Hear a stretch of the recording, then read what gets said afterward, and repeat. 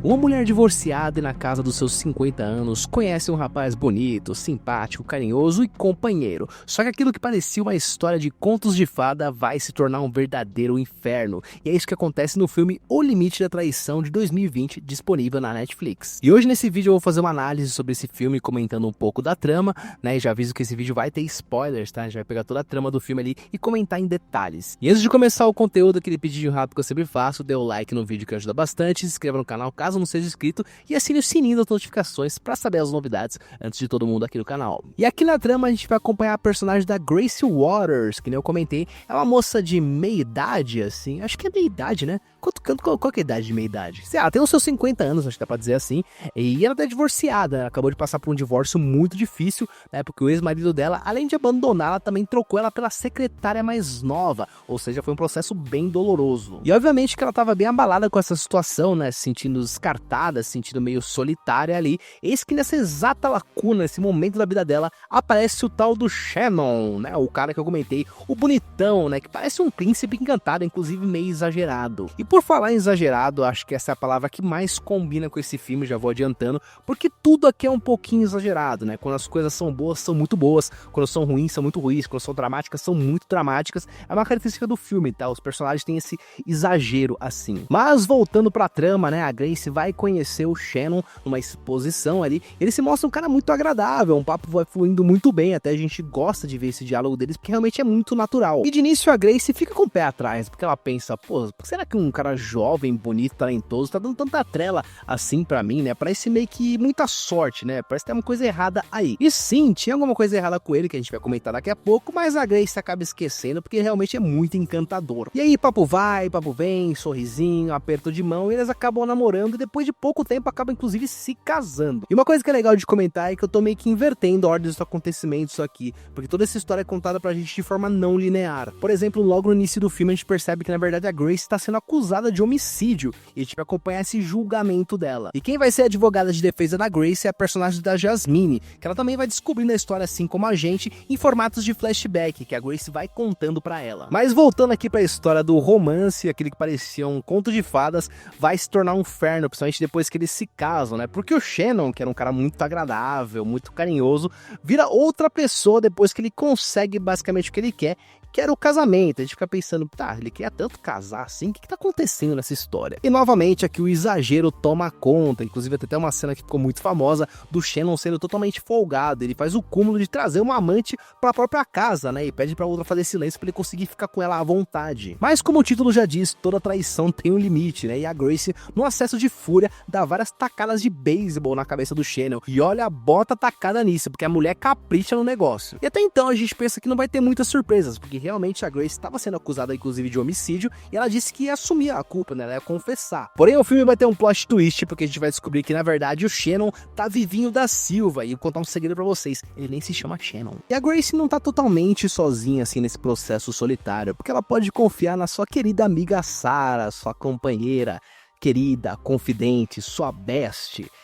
Só que não, daqui a pouco a gente comenta. Porque assim, enquanto a Grace vai contando a história dela pra Jasmine, algumas coisas não se encaixam muito bem, né? A advogada começa a perceber que tem alguma coisa estranha nessa história e começa a investigar as pessoas envolvidas, inclusive a amiga Sarah que eu comentei anteriormente. E é exatamente aí que tá o ponto de virada principal do filme, porque a gente vai descobrir que a Sarah e o Shannon, eles estão juntinhos nesse negócio, porque são mãe e filhos, tem uma espécie de gangue ali que eles fazem isso com várias senhoras, sempre com o mesmo modus operandi. Eles pegam senhoras fragilizadas, carentes nessa faixa de idade, ele usa todo o seu charme, casa com elas e rapela a conta das senhorinhas, das pobres coitadas, né? Eu não sei se isso vai funcionar muito bem, apesar que eu já vi vários casos de fraudes assim, né? Então talvez essa parte não seja tão inverossímil assim. E como eu comentei, o Shannon tava vivo, né? Depois das tacadas, o que eu acho bem estranho, porque se você vê a cena, não tem como o cara sobreviver àquilo, não sou especialista, mas eu acho que não. A gente percebe que na verdade ele ficou meio grog ali, mas sobreviveu, e a Sarah salvou eles, armaram aquele negócio pra incriminar a Grace,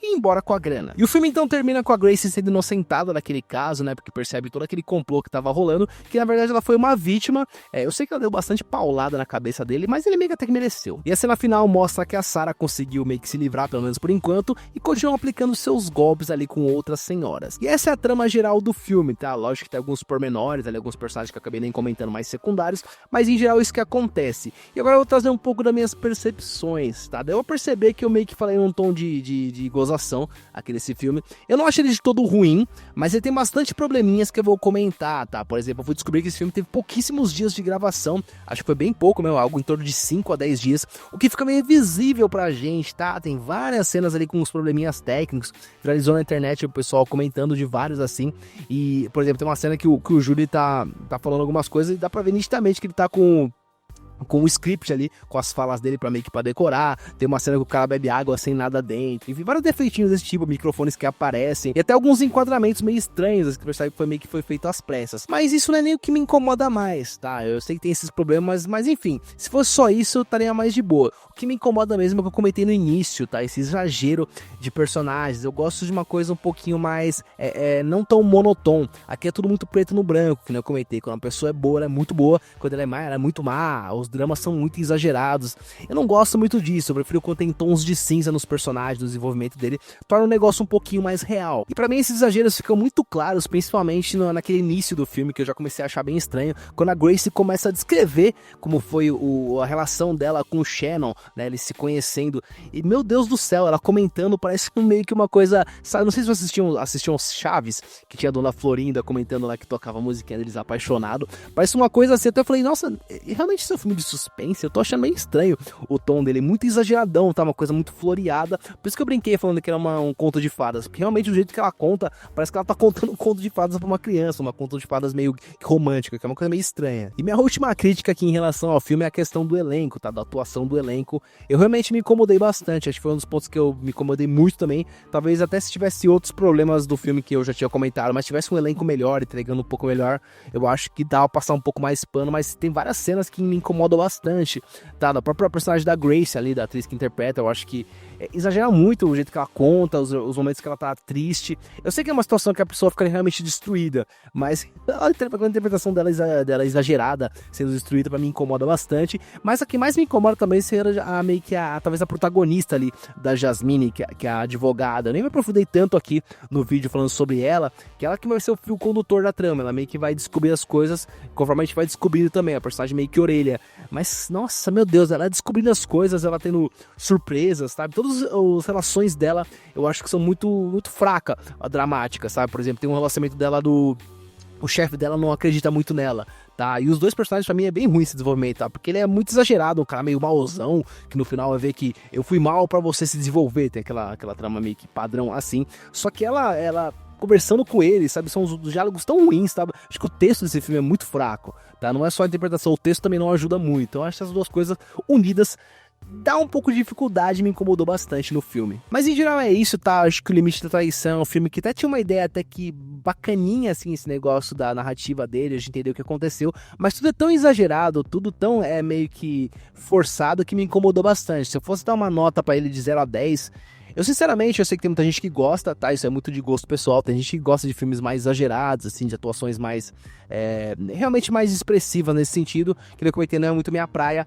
Eu daria talvez um 5, alguma coisa, 5,5, incomodou bastante, não acho que é de todo ruim, mas tem bastante coisa que eu não gostei. Mas é isso, pessoal, essa foi a minha visão a respeito do filme O Limite da Traição, né? Comente aí o que você achou, se você gostou ou não do filme, aproveite já e curta esse vídeo e compartilhe com pessoas que gostam de cinema e gostam de filmes com plot twists. Pedindo rápido que eu sempre faço, se inscreva no canal caso não seja inscrito, dê seu like que ajuda bastante, assine o sininho das notificações para saber as novidades antes de todo mundo. Aproveite também, me siga nas redes sociais, que eu sempre posto coisas legais e conteúdos de cinema. Eu vou ficando por aqui, muito obrigado pessoal, valeu, tchau, tchau!